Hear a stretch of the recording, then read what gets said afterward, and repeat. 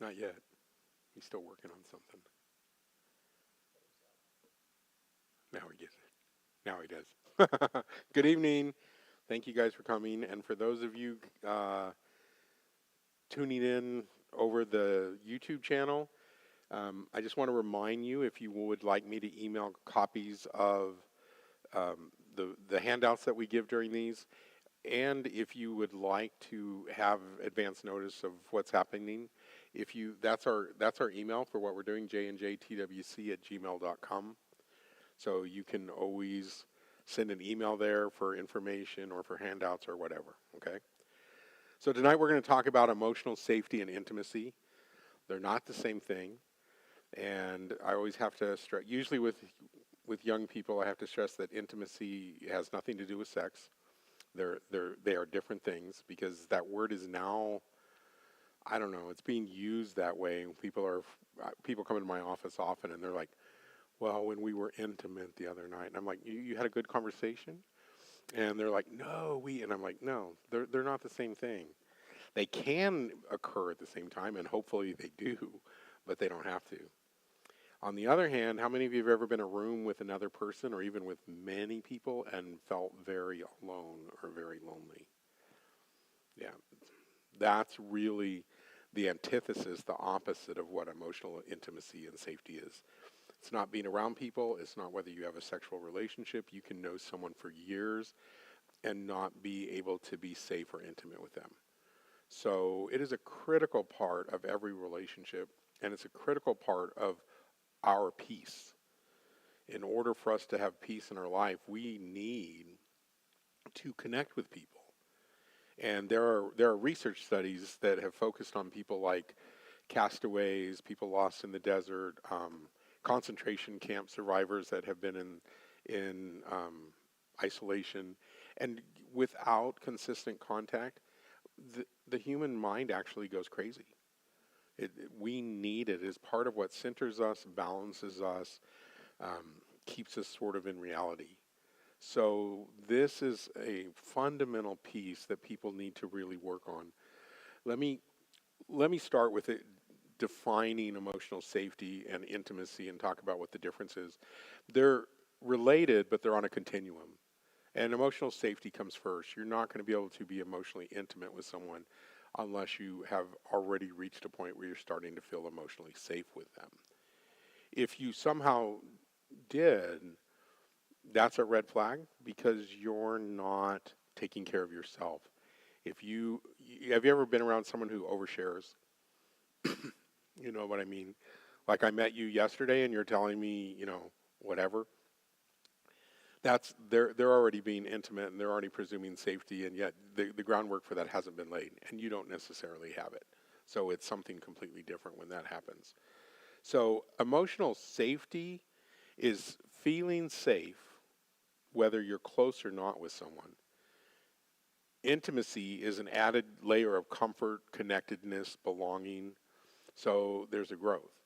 Okay, and we can have emotional safety with friends, coworkers, neighbors, and not necessarily be intimate. It just means that we're going to be comfortable in their presence and we don't feel threatened. And there's a process that happens. And again, you guys are hearing in these workshops all the time about how much of our brain chemistry functions on safety. And we don't even realize our survival instinct rules over a lot of what we do on an unconscious level. Excuse me. And our autonomic system, our autonomous brain system that we don't consciously control or think about, it is vastly regulated by whether we feel safe.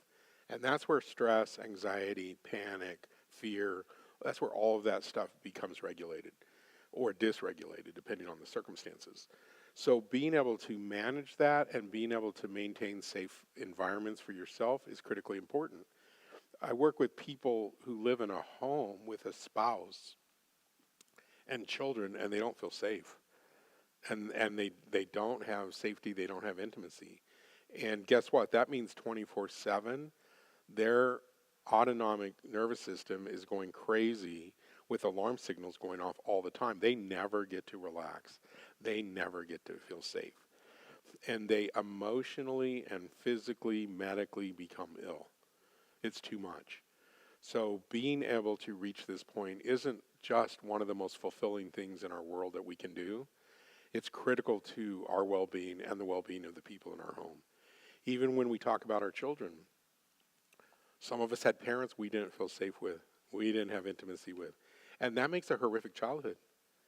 I say some things that people consider fairly inflammatory sometimes about what I think are some of the worst forms of abuse.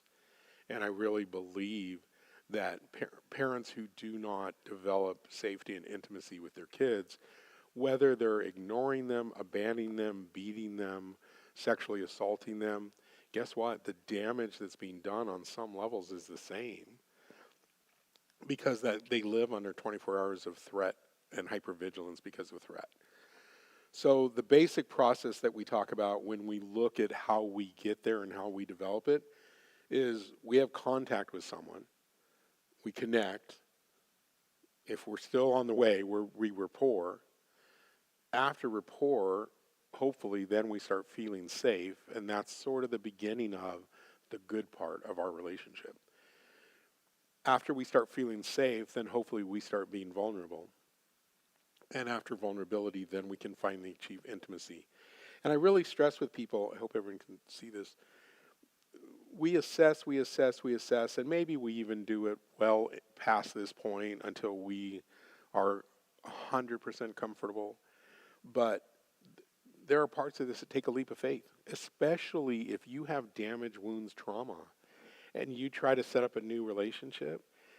It's hard, and probably almost everyone has that experience, because I don't know of anyone that was unscathed, that got through their childhood and young adulthood without being betrayed, injured, harmed by someone.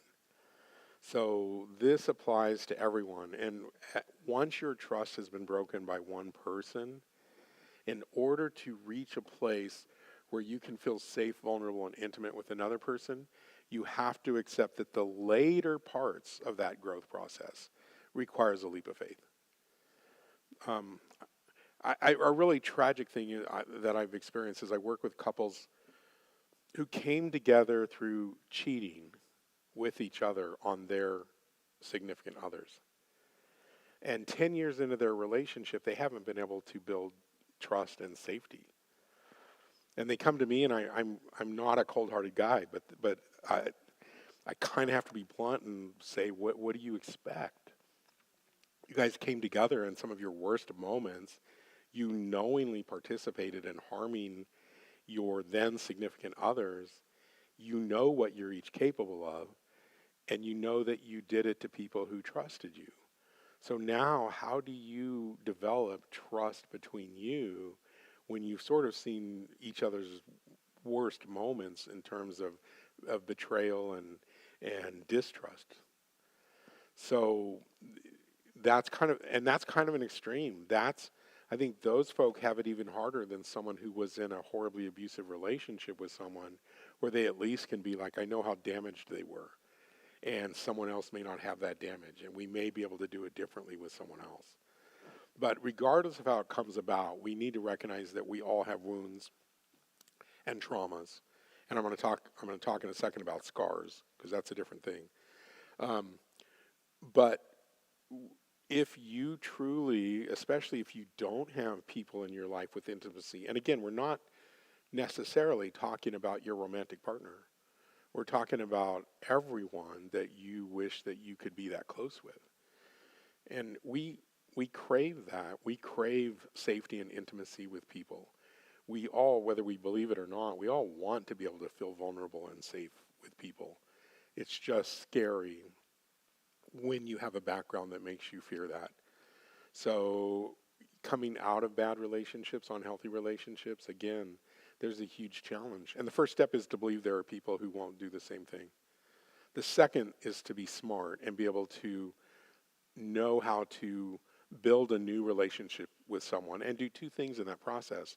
The first one is every step of the way, you need to be assessing I've joked before, although it's true, about when someone who's been in 6 relationships tell me, I met a new person and I don't know what it is about them, but I instantly love them and I'm attracted to them and I think it's going to be wonderful. My advice is always the same: run the other way.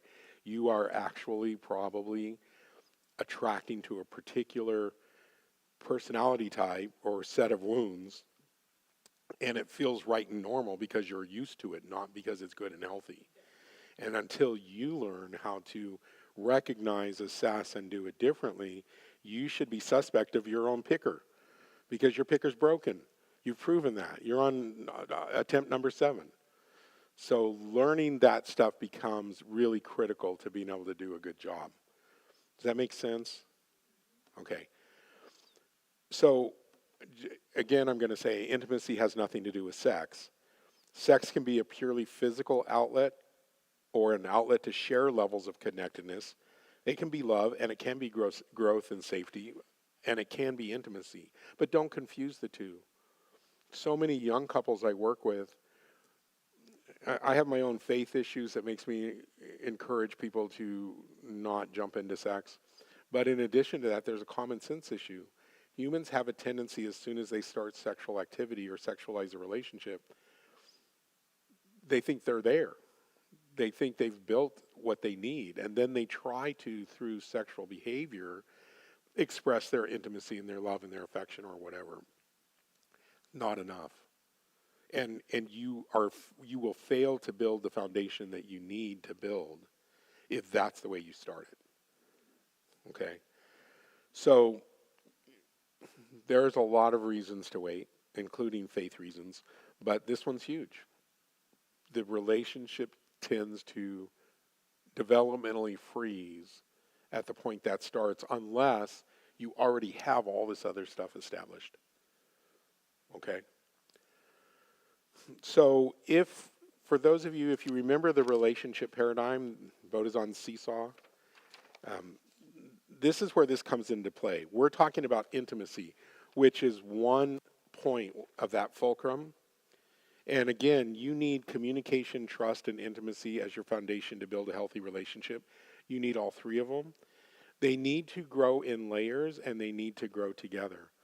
Pastor Mark was having a heck of a time with this tripod tonight because the legs weren't level and the whole thing was falling down because it didn't have a solid equilateral foundation.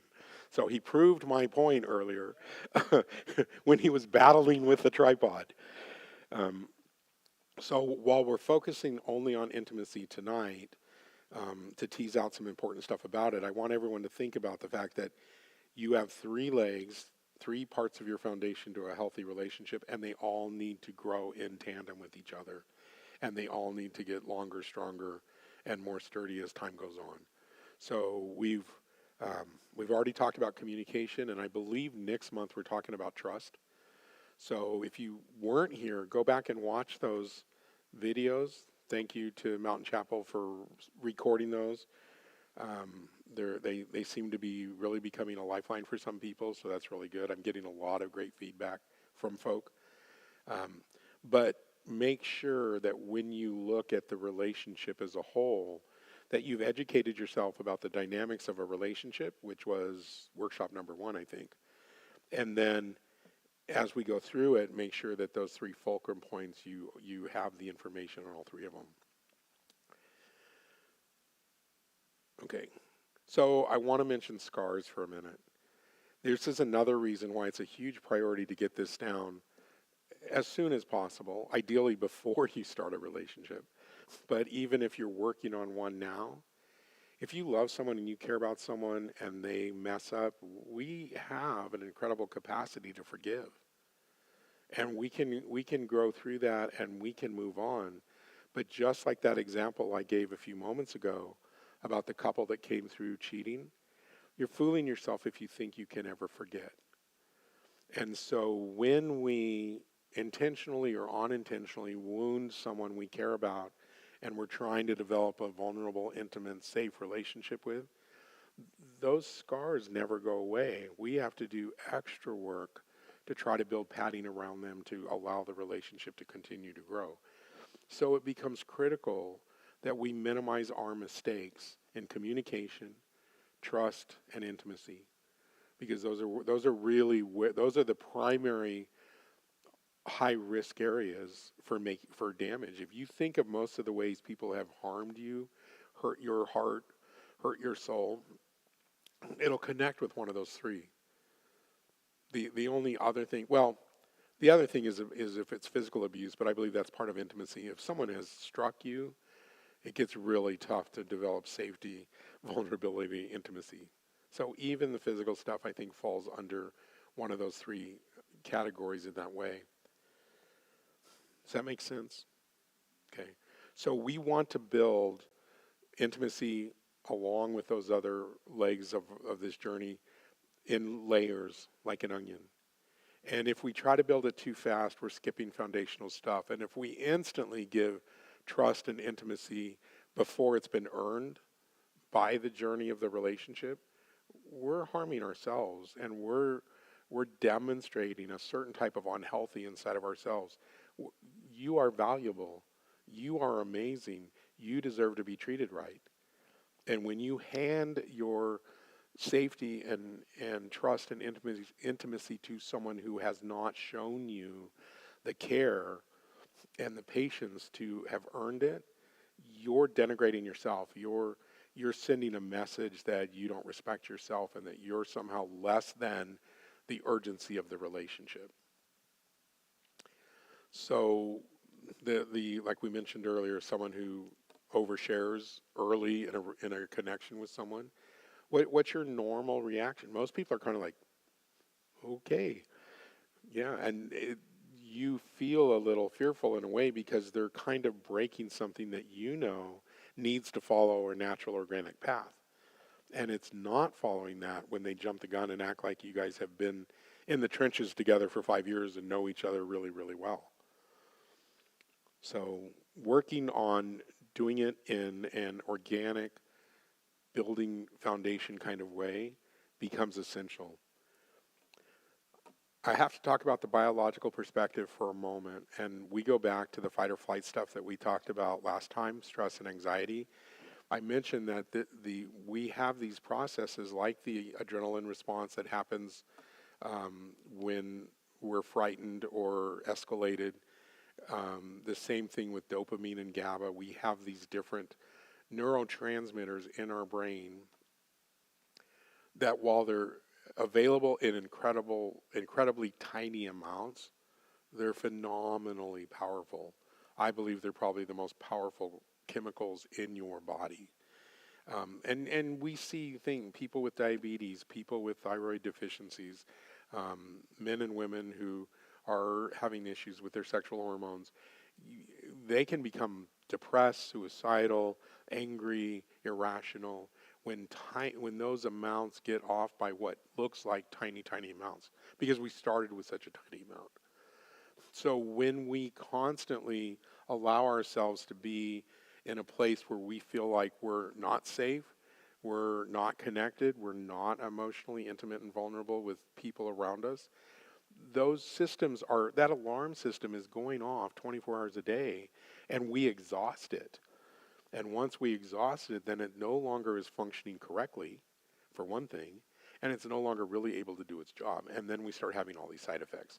And we saw some of that in the last workshop about the way depression and or anxiety, depending on which way you go with that failure, those are the kinds of routes that your brain finally starts taking.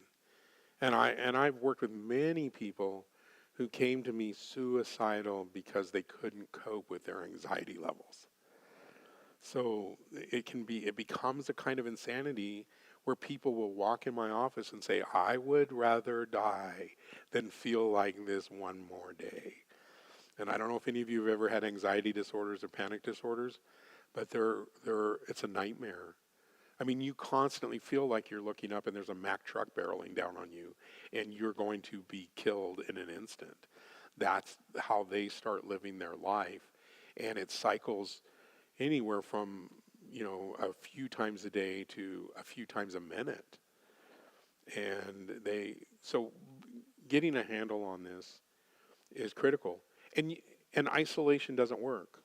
And a lot of people with like agoraphobia is an example of people who their response is, I'm going to hide in my home, not see anybody, not talk to anybody, not come out of my home. Then you have all the other problems that happen because we can't mentally handle the isolation either. So if you're going to be healthy, sometimes you got to feel the fear and do it. I watched my son come home from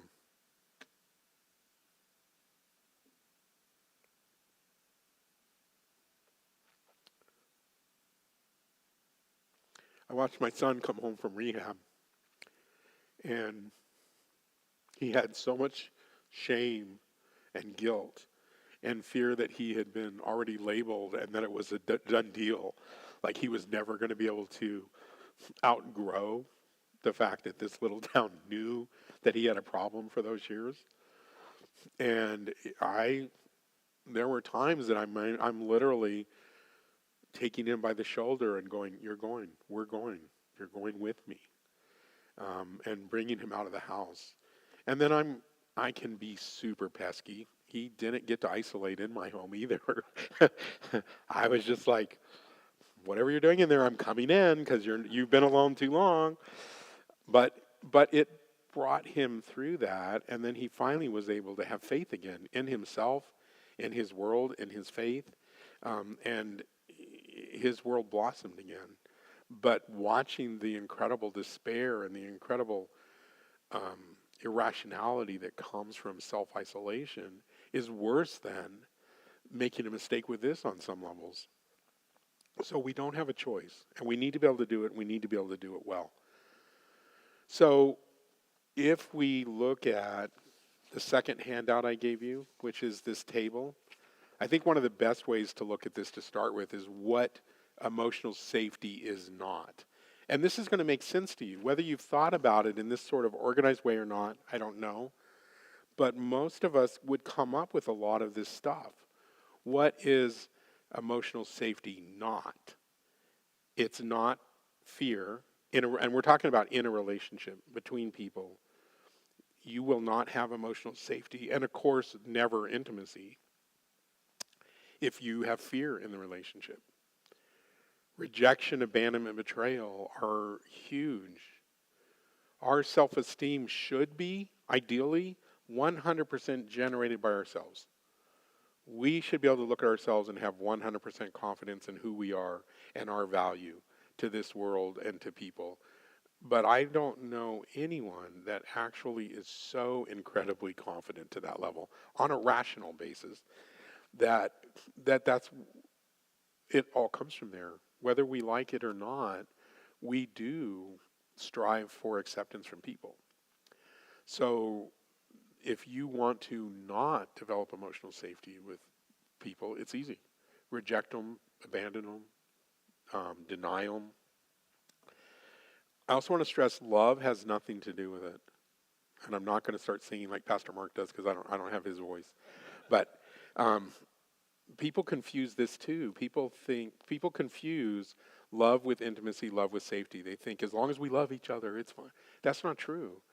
You can have incredible vulnerability, safety, and intimacy with someone and not necessarily love them. You probably will somewhere along the way because that's a rare thing and we value those people and they become precious to us and so we love them. But you can develop that even before love does. And love does not guarantee vulnerability, intimacy, safety. How many of you have been in a relationship where you were fearful, uncomfortable, afraid of what's coming next?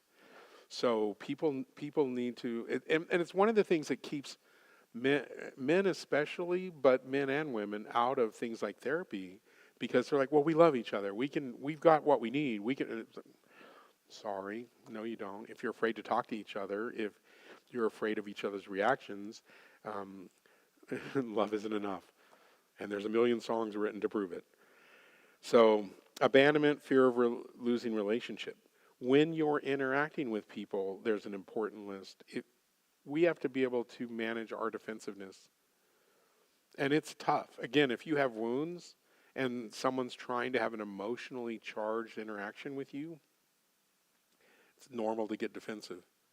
And I don't care how far along this path you are, that is a almost automatic response that we have to not believe we're going to completely extinguish, except in a relationship of people that have been together for years and have done really well with this maybe. But we have to learn how to manage. We have to learn to recognize it and rebuke it and shove it out the instantly when it happens. How many of you been in a relationship where you were feeling judged by the other person? Did that help you feel safe or intimate? No. So judgment, retaliation, that's a big one. People are, and understand there are direct retaliations and then there's horrible, cruel, passive-aggressive retaliations that are probably worse than the direct retaliation. I talked at one workshop about my mom deciding to completely ignore me and pretend I didn't exist for one day. I know why she did it, but it was maybe the cruelest thing she ever did to me. And I remember as a 7-year-old being completely demolished by that. And I would have rather her literally raised her voice at me and been really angry with me and talked to me about it. But that sort of abandonment, rejection, withdrawal was incredibly damaging. Being dismissed, having what you say being dismissed, seeing the other person not care, not take it in and even consider it, or consider it briefly and just abruptly reject it, you will feel like that other person sees you as somewhat worthless. So being dismissed is something that will break any attempts at emotional safety. To ignore or be ignored, interrupting. This is a tough one, and I sometimes struggle with this. Sometimes someone's telling me something, I get some great idea that this will really help them. I've got to say this to them. But I've really done my best to school myself, like let them completely finish what they're saying. You may already know what they're saying.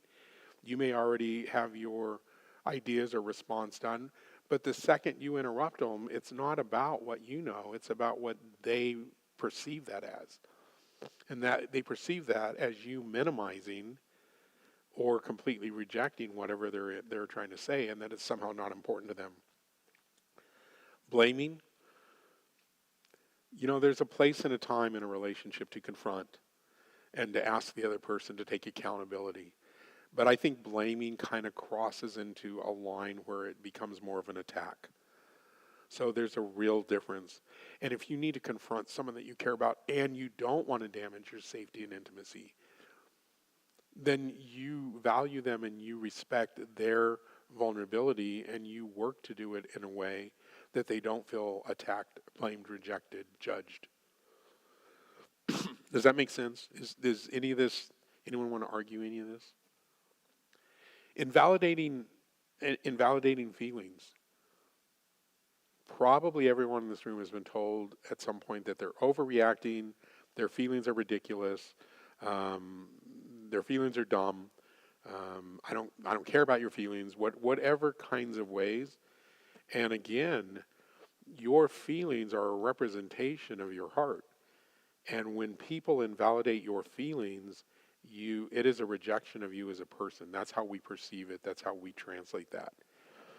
And I learned early that we need to be, it's okay to be like, I don't know if I understand your feeling about this. I'm listening, I'm paying attention, I'm working on it.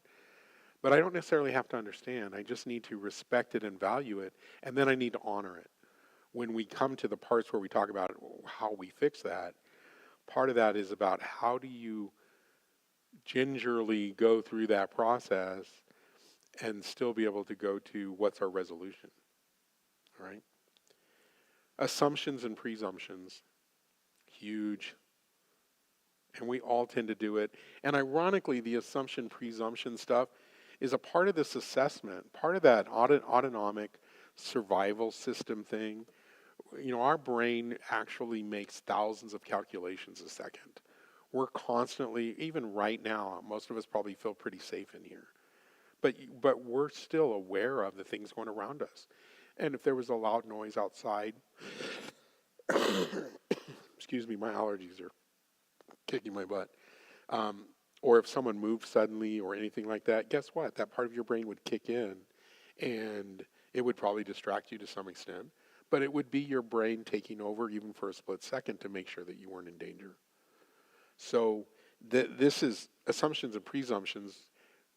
Have you ever moved or even crossed the street because someone coming made you uncomfortable or fearful, and you were like, I don't even want to let them get that close to me?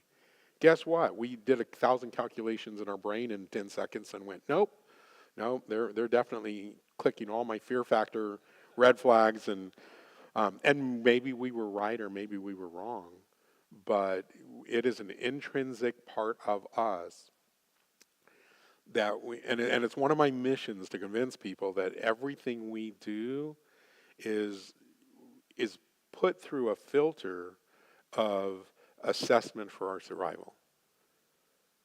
And we can be amazing, and we can have a huge heart, and we can be giving, and we can be compassionate. And I still think everything we do is evaluated in our brain to make sure it's safe for us. When I want to give money to someone that's really struggling, or a big one for me, I used to be the guy that picked up every hitchhiker, stopped at every broken down car, helped everyone that I thought was in trouble. And I still try to do that.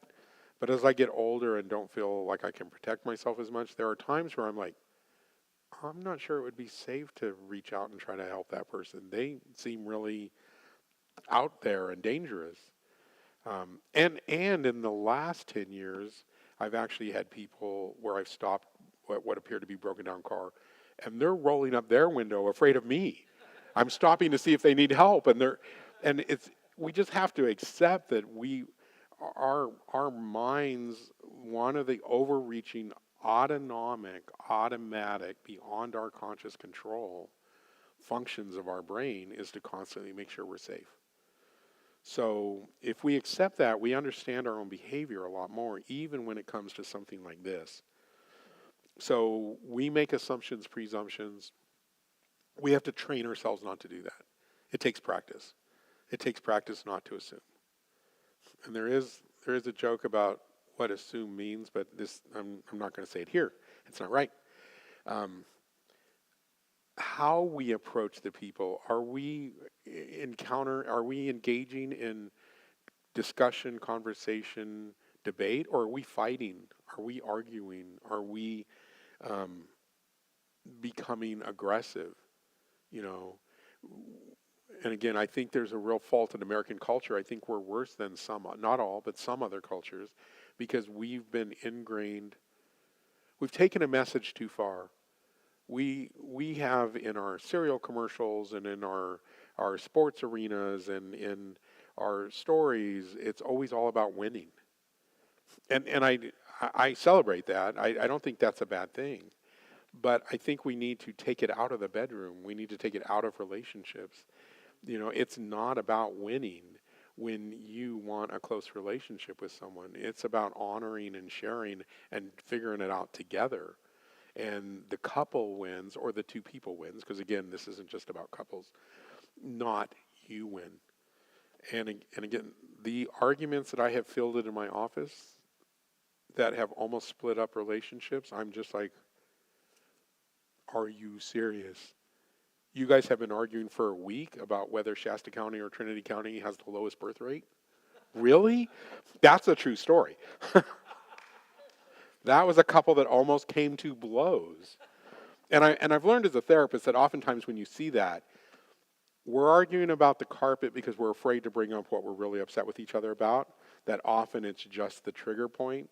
But either way, if they weren't automatically in the, I'll prove I'm right and you're wrong, they might have avoided, 6 months of therapy and 2 weeks of fighting with each other.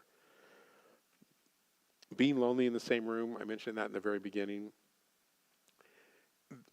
This place, the functions that I've come to in this place, they're wonderful because strangers are made to feel welcome here. People come in here and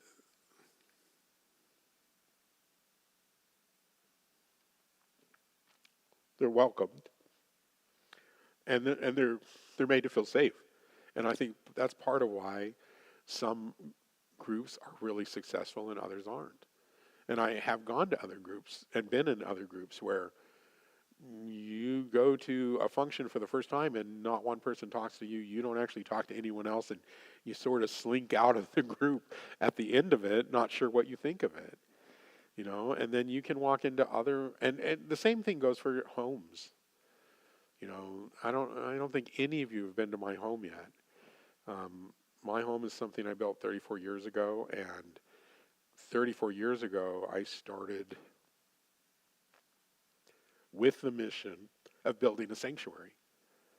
I wanted a place that anybody who walked onto that property would feel safe and at peace.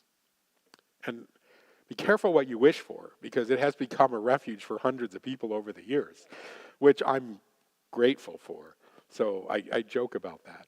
But there were times when the drain was like, okay, you did get what you want.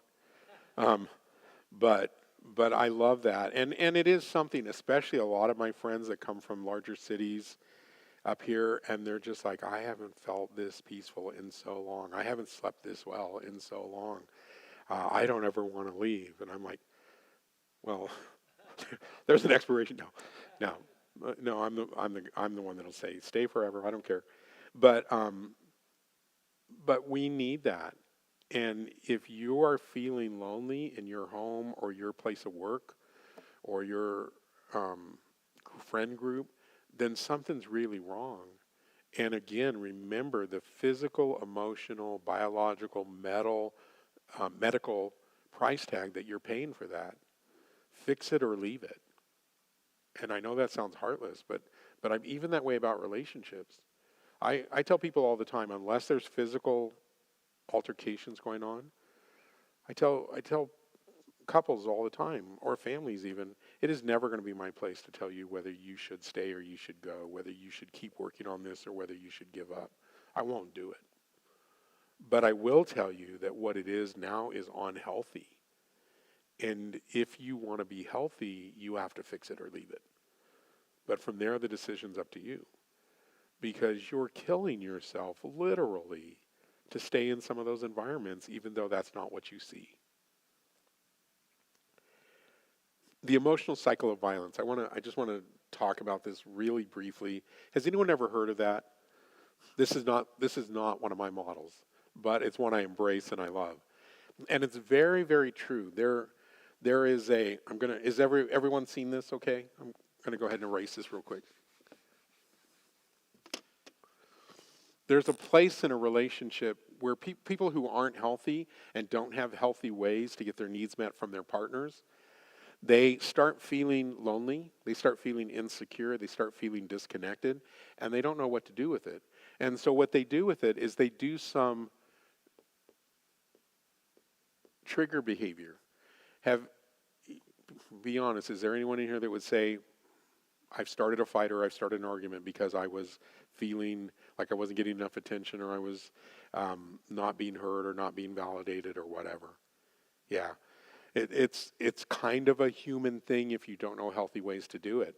That leads to, of course, conflict. That leads to regret. And this is a modification of the model, but it's all the same points, just so that everyone knows. That hopefully leads to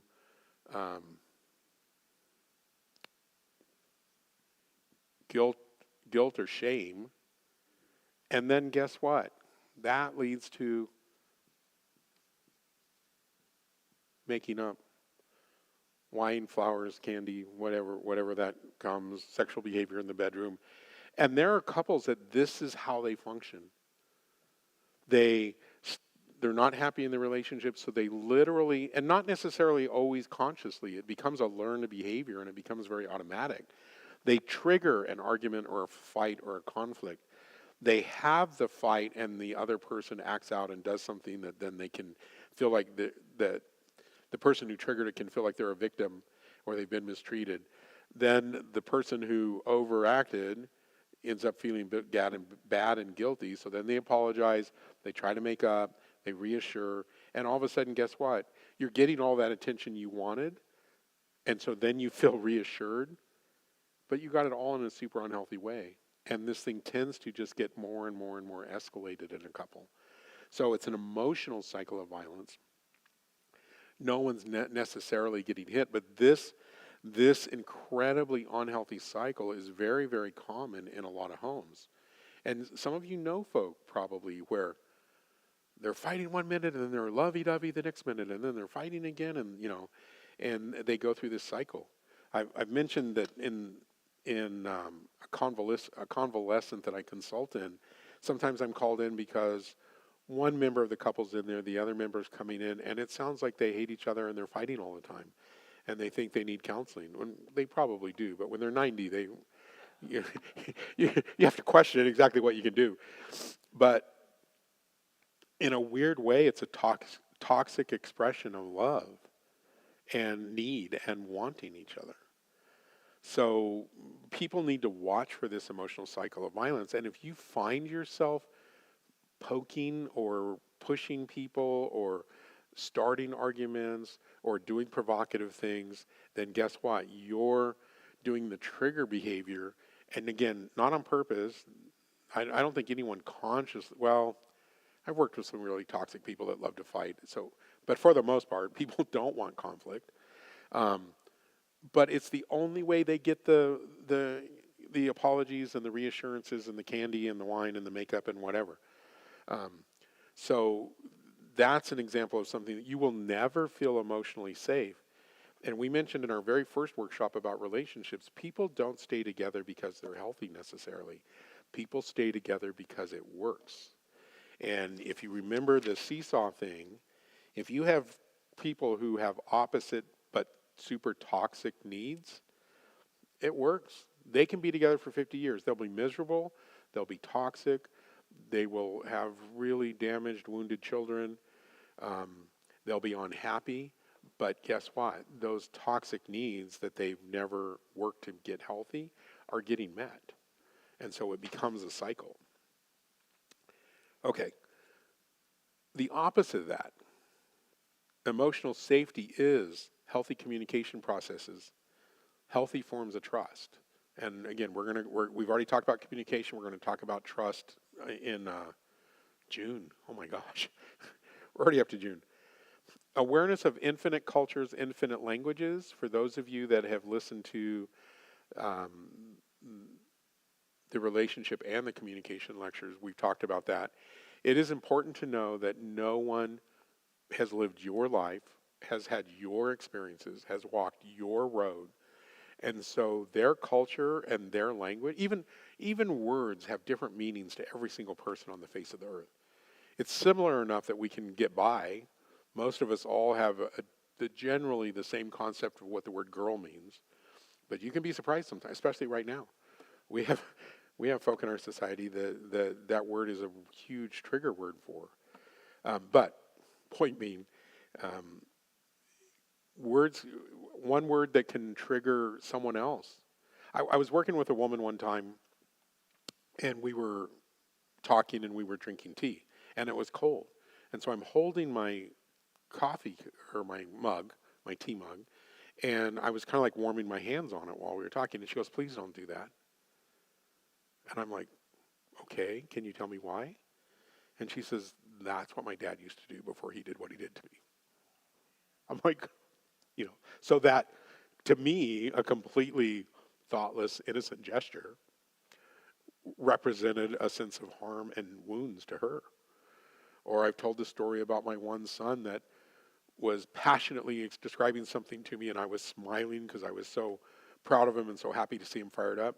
And he blew up and was so hurt and offended because all his biological parents had ever done to him is make fun of him. And he interpreted my smile of love and pride, he interpreted as I was being derisive. I was making fun of him. And so, and then if you add actual geographical cultural issues to that, it becomes a complex dance.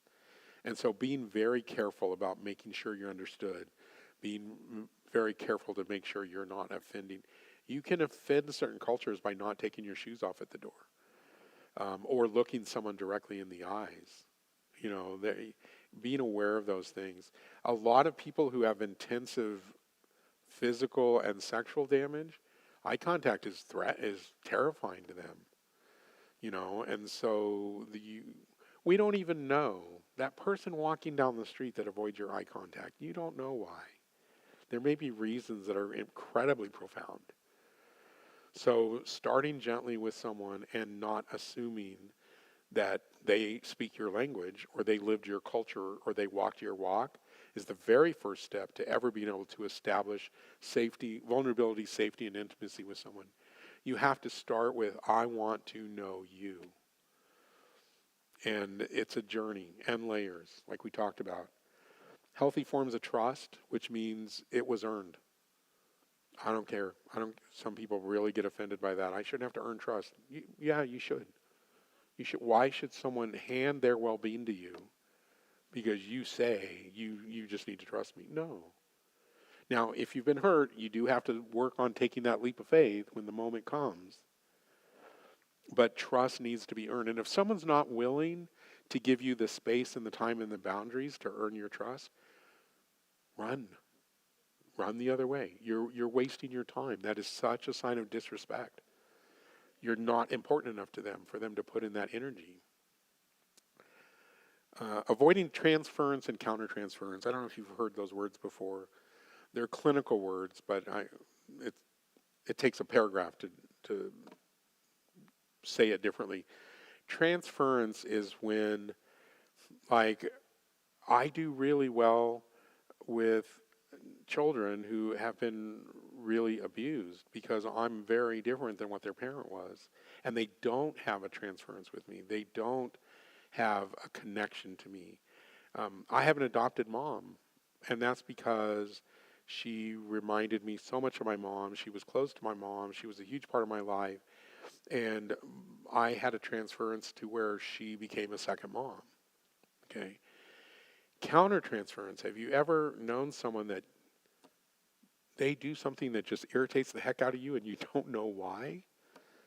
Almost always it's because on some unconscious level, it's reminding you of what someone else did. And so trying to be aware of transference and countertransference, like that woman seeing me warm my hands on my mug, that was countertransference for her, So these are really important aspects. And if you want to be safe with people and you want people to feel safe with you, you've got to look for things. If you have issues coming up inside of you why you don't know why you're being irritated or reacting to someone, that's an important task. Work on that. Try to figure it out. And if you have this insight, you can kind of think back to other people or other things and be like, where did that come from? How did I get that? Because the power of countertransference goes away once you identify its source. Okay? If they're doing transference with you, and it can be negative, let's say you raise your voice and they're like overreacting like you did, like you screamed at them. That's because those nerves are raw. And the transference that they're feeling is they're immediately associating you with abuse from their past. So trying to, and if you're going to become closer and closer and closer to someone, I've said before, I almost brought a photograph tonight and I was like, nope, if I bring it, I'm just going to cry through the entire hour and I'm not going to be able to say anything. It's a picture, it's the last picture of my mom and dad together. And my mom, we rushed her to the emergency room one night and they told us that she would pass that night. And my dad was beside himself and I just said, Dad, I'm taking you home. You need to try to rest. I will come get you in the morning. So I took him home, went back, spent the night with her.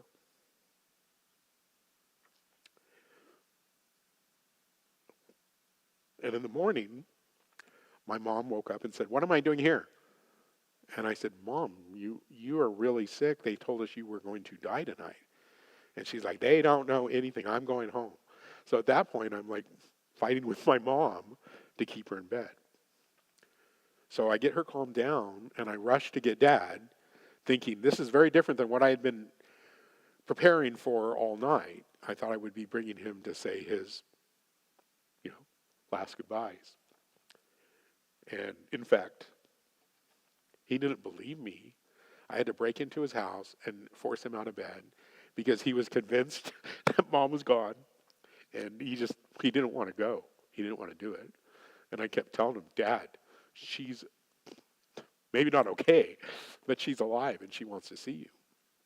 And I finally get him there. And they're in their 80s, and they're old and tottery. And my mom comes to again, and she looks up, and my dad's looking over her, and he's like, you're alive. And my mom just reaches up and cups his cheek. And I snapped that picture. And them looking at each other, and the incredible intimacy that they had, the incredible vulnerability, the fact that they just knew everything that each of them was saying inside of themselves was, yeah, it was just one of the most profound moments. And you know what?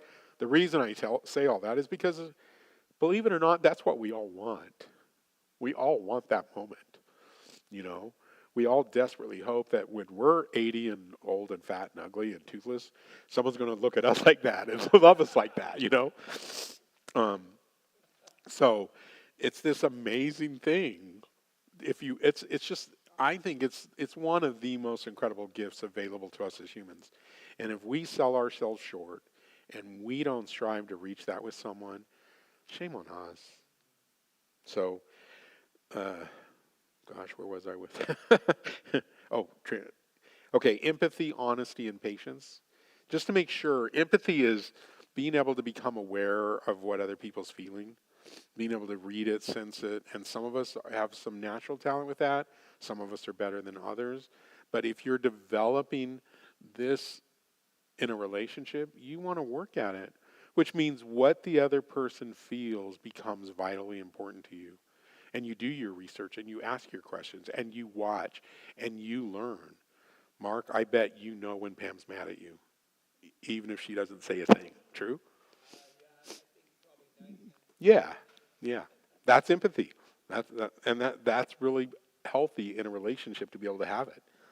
Honoring boundaries. Again, you don't have to understand them or agree with them, but you have to care enough about the person and respect them that that's important to you. You're going to honor that boundary.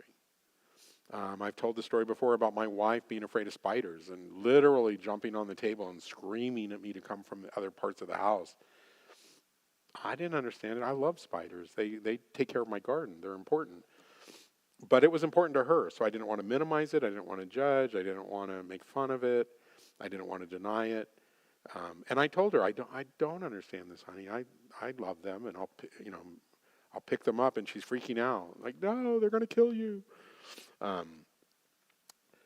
But I needed to honor that boundary because that is how she felt. Closely related is accommodating differences in an intentional way. None of us are so compatible that we don't have differences, and we should celebrate our differences. I think is a big part of what keeps relationships healthy and happy. But we need to make accommodations for them. Toothpaste cap on or off? On. Okay. So one of you has to give. One of you has to give. That's the way it works. Validating, respecting, accepting feelings regardless of whether you understand them. No judgment. Open. And you see this is kind of almost a direct reciprocal to the emotional safety knots. But open to the other person's perspective. Pre-publishing, agreeing in advance a plan to deal with disagreement. I'm going to go into that. I know we're running out of time, but we're going to go into that in just a little bit of detail in a minute. Not working to win, working to reach negotiation and compromise. A huge one is to touch or not to touch. And again, infinite cultures, infinite languages. There are people that cannot tolerate being touched by someone if they haven't been able to enter this part of their onion. They can't. the damage they've had, the wounds they have, their hypervigilance and safety responses to that stuff is huge. And so we need to be very respectful of that. In my office, I never touch anyone unless they touch me first. It's my rule. And I have people ask, can I give you a hug? Will you give me a hug? And I'll be like, absolutely. Now I will say, not that it's important in this environment, but because of the nature of our society right now, if a child asks me to do that, I'm like, yeah, as soon as we get out to the lobby where your mom is. I'm still not going to hug them in the private confines of my office, and that's over a slightly different issue. But still, it's being aware of that cultural issue. I saw today, I was at the talent show that my grandkids are in tonight, and a kid ran up and hugged a teacher, and I saw his mom, like, just really night-hawking that whole hug. And it makes me sad in a way, but I understand it, You need to look out for your kids. You need to make sure they're safe. But that's a boundary I honor in my office. And I'll often ask a parent, is it okay? And I've never had one say no yet, but I'd be okay if they did. But I always try to honor that. Okay, skills that help with emotional safety, negotiation and compromise. And we've got to get that. It's not about winning. It's not about proving you were right. And it's not even, are your needs more important than your partner's? I don't think so. So the best we can do in a successful couple is we both get most of what we want. But we figured out compromises to where we both get most of what we want. It's not, one of us doesn't start feeling like it's an all or none kind of thing. No attorneys in the bedroom. Being able to agree to disagree. It's not about winning. Active listening. Active listening is a process where the other person feels that you're listening. That's about good eye contact. It might be about leaning forward. It's certainly about not interrupting. It's about the questions that you ask and the way you respond to them. And it's about an intensity of your attention. Have you ever tried to talk to someone where you're like, are you listening to me? Because you feel like they're distracted or they're not really paying attention or they're not really caring. So active listening is this very intentional process where you bring all of your attention to bear, not in an intimidating way. There's degrees to this, but in a way that they feel like, wow, they're really interested in what I have to say. Okay. Reflective listening. Reflective listening means you make sure that you understood them and that they know you understood them. So therapists are famous for saying, well, what I hear you say is, I think you said, did you say, let me see if I got that right. Whatever those things, those are actually, everyone needs to do that. Again, infinite languages. Are you really comfortable that you understood? And even if you are, the other half of your job as a communicator is to make sure that they feel like you heard it. So reflective listening, paraphrasing, posture and position. Yeah, there's a balance between feeling like you're being aggressive and intimidating versus, on one extreme, versus not listening, ignoring, not paying attention on the other. There's a middle place. Eye contact is really important, but take my advice, vary it. If you look at someone intensely for too long, you're going to make them uncomfortable. Even a spouse oftentimes will be like, sorry, you guys, would be like, why are you staring/glaring at me right now? And again, sometimes for some people's cultures, looking equates risk.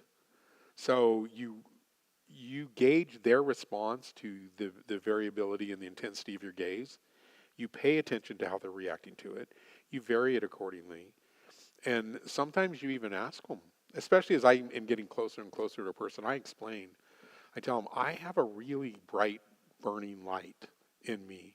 And I know that my intensity and passion can sometimes be overwhelming. So please tell me if I start getting to be too much. And I have friends that do. They're like, okay, that's an example.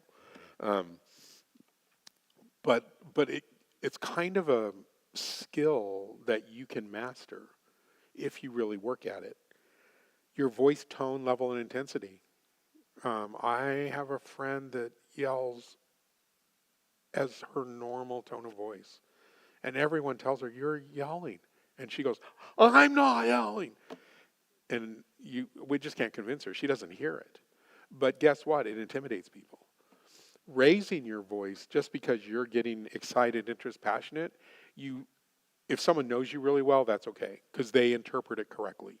If they don't know you well enough yet, you need to try to keep that within a normal conversational tone because they will interpret it as anger, provocation, aggression. We do have a disease, and it really affects relationships if we're not careful. We, if someone escalates us, we tend to do two things. We tend to have an impulse to escalate back, which is not conducive to any of this, because then we're just going to fight, right? Or we tend to internalize it and be like, you come home in a bad mood, and guess what? Your partner goes, "Okay, what the heck did I do to you now? Why are you being a butt?" Whatever they're going to say about it, right? When you're actually upset about something that happened at work. But it is a normal, and again, it goes to that whole survival thing. The way we're assessing reactions, it is actually normal, something we need to overcome, but normal. That our assumption is going to be, you must be mad at me, you must be grumpy with me, when you're not. My wife and I had a routine. I spent 6 years running Child Protective Services here. And I will just say I have way too big of a heart to run Child Protective Services. I loved the work, and I felt like I was doing great things, but my heart was just hurt all the time by what I saw. And I would come home wrecked some evenings. And we had to clear this up pretty quickly. Like, I knew it's my responsibility and my need to come in and go, "I've had a bad day. I'm not angry, upset with anybody here. I just need to bring myself and put myself together." And she knew that I would go to my den and I would shut the door, and I would come out when I had got myself pulled together because I didn't want to rain that on anyone else, and I didn't want anyone to misinterpret it. And my wife was not a very affectionate or demonstrative person, but she had one really cute ritual that I will always be glad that I had in my life. When I would go in that room and close the door, she would wait about 15 minutes, and then she would, and kind of in this exaggerated comedic tiptoe way, she would tiptoe into my den with a little plate with I don't know why but 3 little marshmallows on it. She knows I love marshmallows. She would set them on my desk in front of me, pat me on the head, and then tiptoe back out. And it was the cutest thing she ever did. I loved it so much. And it actually was incredibly therapeutic for me, especially when she was typically very non-demonstrative. But the fact that she honored my boundaries, that I made sure that she didn't incorrectly assess my emotional state, the fact that I pulled it together and then came out, those are all things that worked and improved all the relationships in my home. So I beg people, if you're in a bad mood, please be aware, or have anything going on here. Please be aware that the people around you are going to first jump to an assumption that you're probably upset with them somehow, or it's somehow about them, because that's part of their survival. And you need to take the responsibility to make sure that they understand. Does it make sense? Okay. Let's see. I know we're paraphrasing, rapport building. We went over I statements and the communication thing. Super important. I think, I need, I feel, I want. Space bubbles. You can be completely in love with someone and need no space between you guys. You can cuddle on the couch or whatever, unless you're upset with each other. And then for some couples, when they're upset with each other, she wants you to be in Alaska. You can't get far enough away or whatever. But you need to be aware of that. And sometimes you need to ask, what do you need right now? Do you need me to give you a hug, or do you need me to leave you alone, or whatever? But we need to make sure we honor space bubbles, because the more we recognize that, that's another thing that makes someone feel super validated. And like, this is really important. They really care. This is really important. What people typically do is get their feelings hurt because they don't want to hug right now. So being able to work on that a lot. Boundary development, physical and emotional, eye contact, uh, pre-published agreed upon timeout strategies. I'm famous in Shasta County. One of my nicknames down there is the Watermelon Man, because I have a joke that when I work with couples, I believe we need timeouts. I believe that if we are in an emotionally charged conversation and it starts reaching a non-productive point, guess what? We need to go to separate corners, cool off, think it out, and come back. And so I have always encouraged couples to have a safety word, because sometimes you're in a group of people or whatever, and you can't say, "Get out of my face, I need a timeout." So, and I always jokingly use the word watermelon, something that doesn't typically come up in conversation. So I can be in Winco and someone will yell across the store, "Watermelon!" And I'll be like, "Tell your wife, not me." But, but you need to have a code word, and either person needs to be able to call the timeout, and the other person needs to respect that. And it's hard, because at that moment you're fired up, you got things to say, you want to make your point, and that act of going, "Okay, stop," is an incredible expression of love and affection and intimacy and safety, and reassuring them how safe you are. In order to do it, you have a code word. The person who calls the timeout is responsible for the time frame. Okay, because I learned early in this that, let's say woman calls timeout. Guess what man does? Because he's fired up and he wants to finish this, right? Every 15 to 20 minutes he goes to, "Are you ready yet? Are you ready yet? Are you ready yet?" Guess how that works? Actually backfires. Actually escalates it. But the person who calls the timeout needs to be the one who goes, "Give me 20, or give me an hour, or I don't want to talk about this till tomorrow," whatever it is. And then the person that called the timeout is the one responsible for going back to the person and say, "Let's give it a second try." It's not fair to the person who's sitting there waiting, who didn't call the timeout, to somehow that be on them. So those are really important. The one place where this can backfire is if we are using the timeout as an avoidance. We don't really need the timeout. We just don't want to talk about it. And so we're trying to temporarily gain space and gain room. That's a betrayal. It's a cop-out. It doesn't work.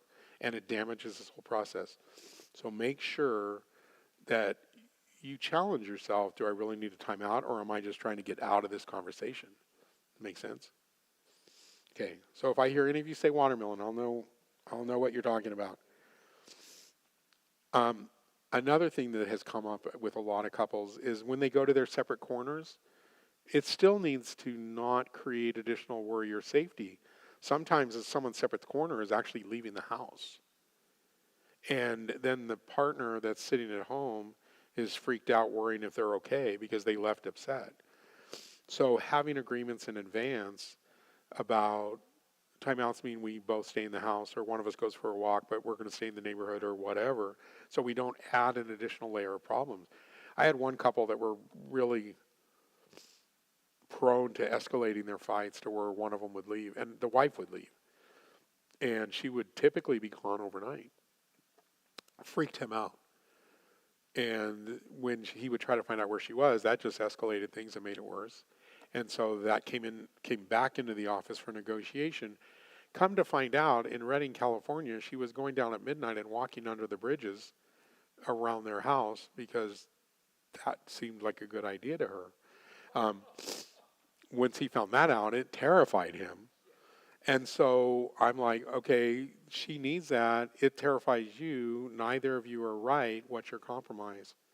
And I was proud of him. Their compromise was he put a magnet on the fridge with a $100 bill and said, anytime you feel like you need the timeout severe enough to leave the house, promise me you take that and you stay at a hotel.